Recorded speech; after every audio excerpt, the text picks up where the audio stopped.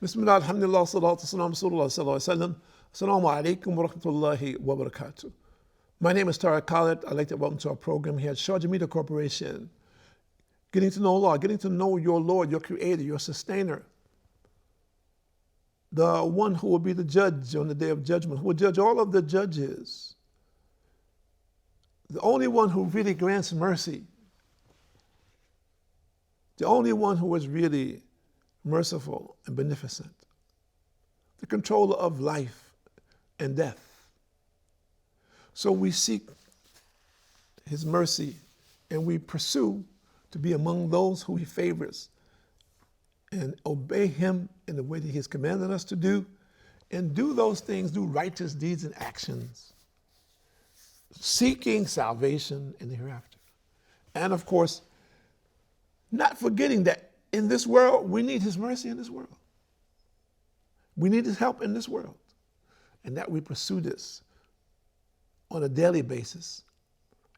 In what way? In the way of the Quran, in the way of the Muhammad sallallahu alaihi wasallam, who came more than 1400 years ago as a guide for all of humanity of how to obey Allah. So let's see what Allah subhanahu wa ta'ala says. Chapter number 64, verse number 11, we're going to be reading from. He says, no kind of calamity can occur except by Allah's leave. If any person truly believes in Allah, Allah will guide his or her heart, for Allah knows all things. So, nothing can happen without Allah's permission. I've looked at some of the explanations that scientists give, for example, for tsunamis and hurricanes and earthquakes and all these things. It's very interesting from a scientific point of view, the information that they come up with through their studies and how these things happen. The process, the physical process. But it is not something that happens of its own accord. That when they come to the conclusion that this happens because of 1, 2, 3, 4, and when these conditions are present, that this will happen, this is not a guarantee. Because nothing happens without Allah's knowledge and without Allah's permission. So even if those things were to begin to move into place, it can only actually happen and hurt and destroy people if Allah wills it. And we see this historically when Allah, for example, destroyed the people of the Prophet Lut, and these people were homosexuals. Okay? And Allah sent the angels to destroy it. And in particular, Angel Jibril dipped his wing into the earth, and it was like 7 cities. He lifted them up and flipped them like this. And modern scientists, and Allah knows best, say this where the Dead Sea is today, which is the lowest place on this earth, as far as we know. So if we look at these things and if we believe in them, Allah has given us these things as signs. We're seeing, and the Prophet ﷺ, he mentioned this, he says, in one of the things, signs of the last days, in the last days there will be many earthquakes, as we're beginning to see today. And those earthquakes will increase in size and proportion and multiple. So, and they will be everywhere. I mean, this is something that we think about as a horror story. Today, we see it in one place, and maybe sometime, maybe another place like that. But not 3 or 4, 5, 6, 7, 8 places at the same time, different countries, different places in the world. No, we didn't see this as of yet. We've had tremors, okay, but this is going to happen. So people ask us, says, well, brother, when that happens, what is going to happen to the good people? And this question was asked of the Prophet ﷺ, and he said more or less that they also will be killed. Good people will also be killed. But the good people, what? Allah subhanahu wa ta'ala will grant them His mercy. You see, so if we look at these things, there's a distinct difference between a believer and a disbeliever. That even in what we call natural catastrophes happen, that the believer, he will be among the people in paradise. The disbeliever will be in the hellfire. This is not a joke. He says, but we were all there together. He says, yes, you were together, but were you in an environment that was lawful?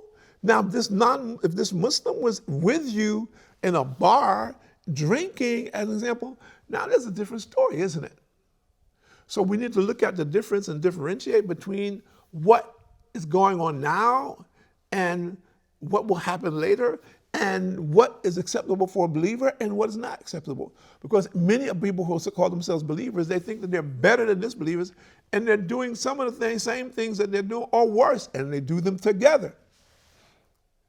So we're encouraging the believers, the Lord says, oh, you who believe. Simply. And believing is not necessarily seeing, but oftentimes Allah allows us to see. But we have to open our eyes, not just our physical eyes. We have to open our internal eyes. And we need to internalize Allah's religion for our own sake, for our own benefit, for the sake of those coming behind us. We have to always think about all of those young people coming behind us. What will be their condition? If I don't do something now to make a statement, what will be their condition? If there's nothing but lies that come in front of them now, what will be their condition? They will not know what is the truth. They will not be able to distinguish between truth and falsehood. And we believe that Allah will not allow that. But at the same time, we have to make some effort. We can't just sit down and say, well, Allah, and expect it to happen like that. Without us first following the commandments of Allah subhanahu wa ta'ala, then seeking Allah subhanahu wa ta'ala's help and His mercy. Then, inshallah ta'ala, Allah's help will come in our lives. And we'll see this in our children, we'll see it in our communities, we'll see it in our leadership. And we'll have this kind of life in this world. But until these efforts are made and they come together, no, it won't be like this. And as we see, people are suffering and they will continue to suffer, and Allah knows best. So we thank Allah under all conditions. We praise Him because He is the creator and sustainer of all things. Nothing could be here without His permission. Nothing is here without His knowledge. So we need to look at how it is that we fall into the proper order. What is it that we need to do to get the help of Allah, to be among those who Allah favors? First thing we need to do is accept Islam. That's right. And I'm talking to the Muslims. People say, well, I'm born a Muslim. Says, yes.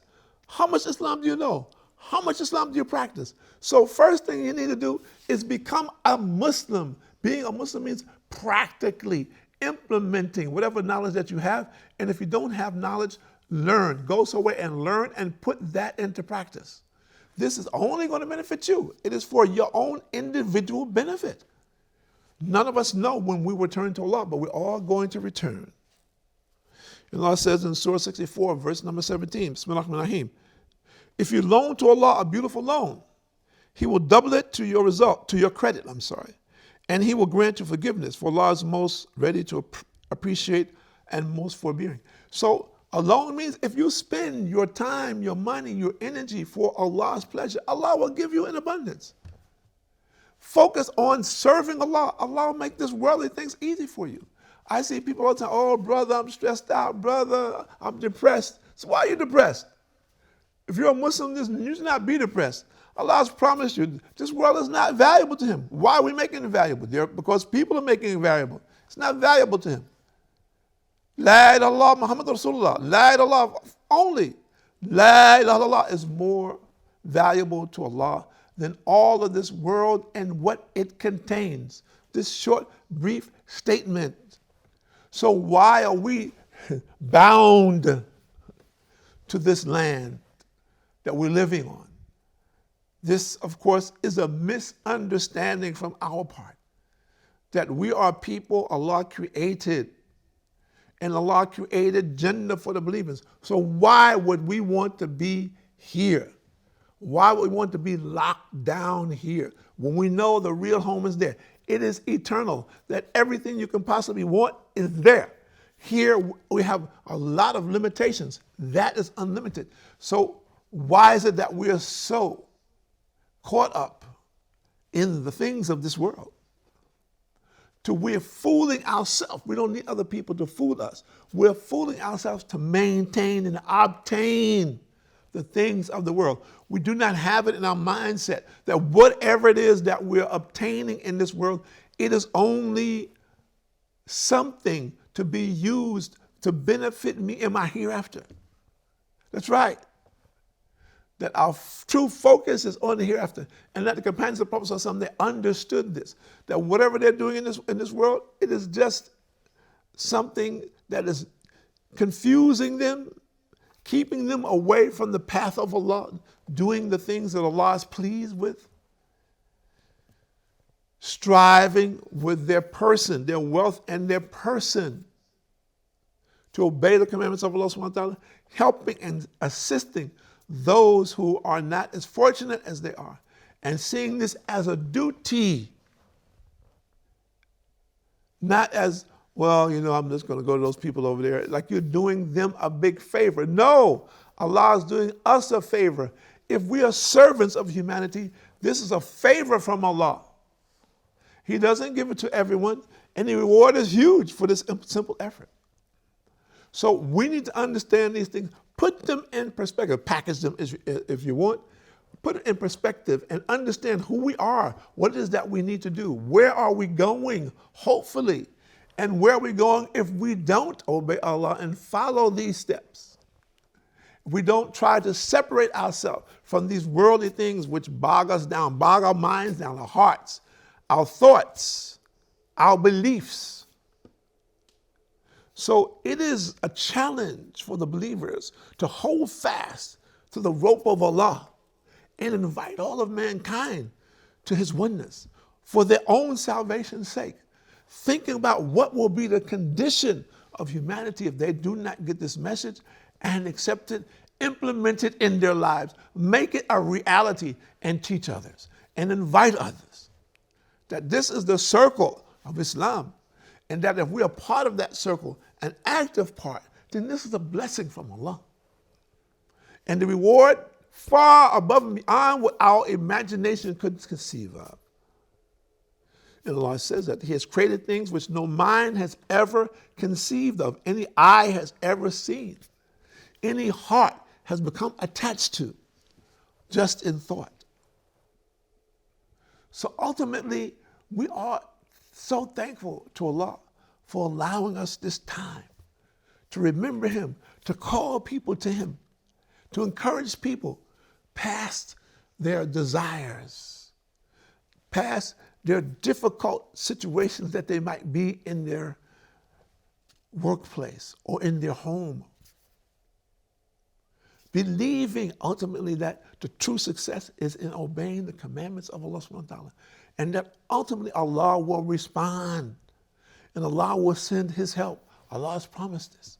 So we have to hold fast in our belief, in our actions, in our ways, and learn more and more to implement the ways of the Prophet Muhammad sallallahu alaihi wasallam in our life, in our family, in our neighborhood, and from one neighborhood to the next neighborhood, believing that whatever we're doing is bringing the bounties of Allah into my life personally, into my family, into my neighborhood, and from my neighborhood to my state, and from my state to my nation, and from your nation to all nations. So we need to choose now while we have time. People say, I'm already a Muslim, brother. What do we want to choose? We're saying you're a Muslim. Are you working for Allah? Are you working for Islam? Or are you working for yourself? If you change your intention today and you're going to work tomorrow and you change your intention that from now on my work is for Allah, watch and see what happens to your life. But you have to be ready. I'm working for Allah, that whatever I'm doing with this consideration, that I want the blessing from Allah subhanahu wa ta'ala, that I'm going to contribute to this. And my contribution cannot necessarily be money. My contribution could be my physical presence. So we should have some value for who we are. Keep this in perspective. Use it in a way that people will get benefit from it, and we will get benefit from it also. And of course, ultimately, we want to continue and consistently invite mankind to the oneness of Allah, to belief, firm belief in Allah, correct belief in Allah, understanding that every single thing in this world is under Allah's control, and we need to turn to him abundantly and repetitiously and in the order and methodology in which he has ordained for us to follow. This will be the success for us.